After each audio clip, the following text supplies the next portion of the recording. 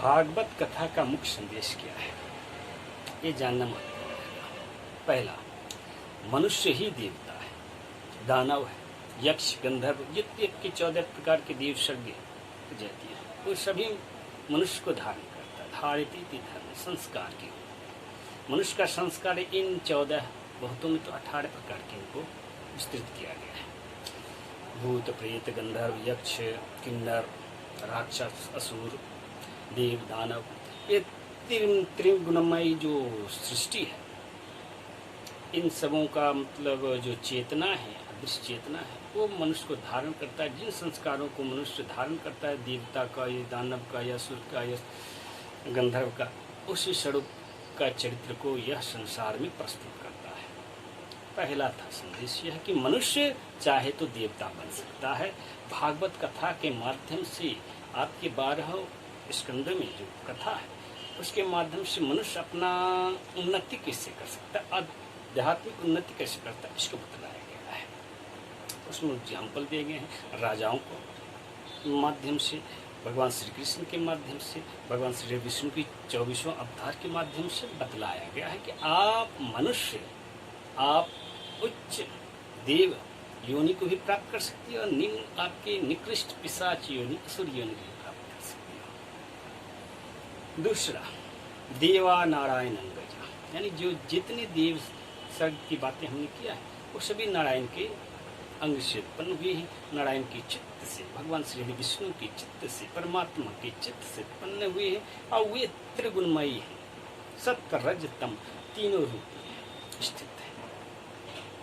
सो समाज में जितने प्राणी हैं, सबके प्रति समदर्शी भाव होना चाहिए, सबके प्रति निरपेक्ष भावना होनी चाहिए, निंदा नहीं करनी चाहिए। एकदम एक जो हंस की दृष्टिकोण होती, निर्शील विवेक, उस प्रकार की दृष्टिकोण अपने अंदर विकसित करें। मानव इस जीवन में भोग दृष्टि से नहीं, योग दृष्टि से जीवन यापन करें। तीसरा, आपकी गीता की एक श्लोक है, वा इमो भूत सर्व लोके देवस्य।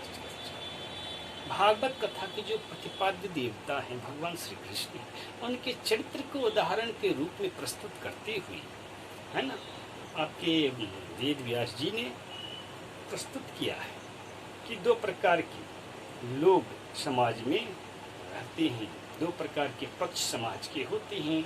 एक विध्वंसक आध्यात्मिक चेतना वाले, एक होती रचनात्मक आध्यात्मिक शक्ति वाली। एक अच्छाई, एक बुराई की पोषक होती है। एक ऊर्ध्वमार्गी होती है, एक अधोमार्गी होती है। एक परमार्थी होती है, एक स्वार्थी होती है।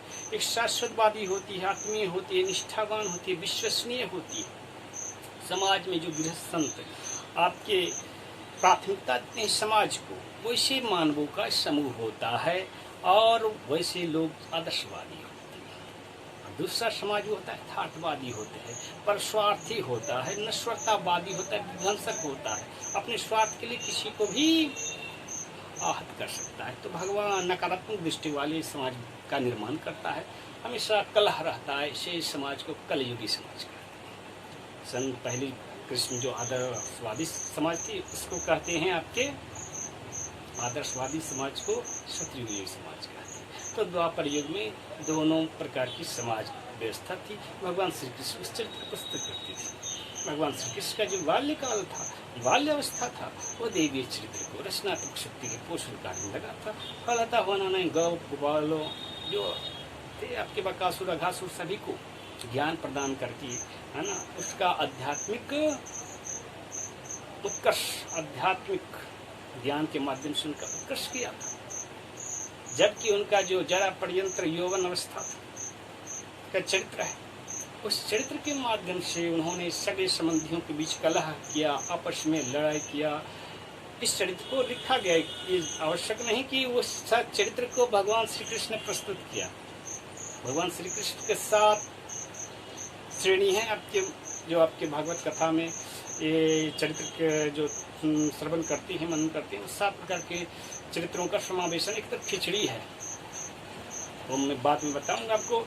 उसमें आपके वेद व्यास का भी चरित्र है, कालगन का चरित्र भी है, और भी आपके कृष्ण नामधारी जो भी हैं, वासुदेव हैं, उन सभी चरित्रों का है, अर्जुन का भी चरित्र है। तो सभी का चरित्र को वहाँ पर घालमेल किया गया है। उस चरित्र को भगवान श्री कृष्ण युग पुरुष होने का प्रस्तुत कर रहे होते हैं। तो उनकी जोड़ा पर्यंत यौवन युवावस्था वाली जो चरित्र है वो चरित्र असली चरित्र है, और उस चरित्र का विजय होने से ही कलयुग की स्थापना हुई थी। तो इस प्रकार से मुख्यतः 3 शिक्षा दिया है कि यदि आप समाज का निर्माण चरित्र उद्देश्य पक्ष कैसा हो वैसा होगा जैसा उसका नायक होगा, जैसा उस समाज की बहुमत हो। समाज में बहुसंख्यक लोग जिस चरित्र को उद्देश्य को पक्ष को प्रस्तुत करेंगे उसी चरित्र को आपके युग धर्म हो। और वेद व्यास का कर्म ही होता है युग धर्म को परिभाषित करना। और महर्षि वेद व्यास जी ने भागवत कथा के माध्यम से द्वापर युग का और उसके बाद के युग धर्म की को परिभाषित किया और कहा कि गीता की श्लोक है, यदा यदा हि धर्मस्य ग्लानिर्भवति भारत अभ्युत्थानं धर्मस्य तदात्मानं सृजाम्यहम् परित्राणाय साधूनां विनाशाय च दुष्कृतां धर्म संस्थापनाय अर्थाय संभवामि युगे युगे। तो इस प्रकार से आदि जैसा नायक होगा, जैसा समाज का चरित्र होगा, उद्देश्य होगा, पक्ष होगा, जो चरित्र होगा देव 14 प्रकार की देव स्वर्ग में उस प्रकार की स्वर्ग स्थापित होगी।